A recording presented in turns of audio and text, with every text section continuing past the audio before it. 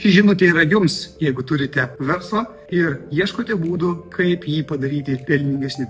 Sutikite, kad pelnas, kurį matote finansinėse ataskaitose, yra tik tais praeities nuotrauka, nereiškinti, kad šiuo metu jūsų sąskaitoje yra susikaupę būtent toks pats pinigų kiekis, kurį galėtumėte pačiupinėti ir naudoti galbūt savo gyvenimo gerbūvio didinimui arba verslo plėtrai. Tad apie tai, kaip galėtume turėti daugiau tikro pelno savo sąskaitose, aš kalbėsiu su jumis vasario 21 dieną, susitikdamas Strategic Mind Society renginyje.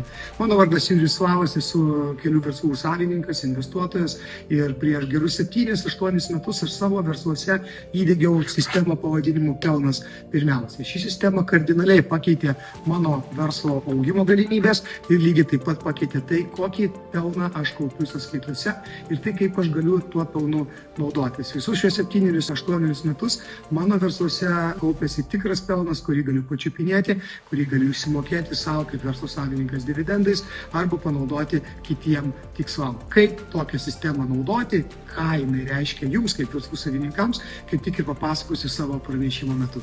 Labai laukiu susitikimo su jumis vasario 21 dieną Strategic Mind Society renginyje.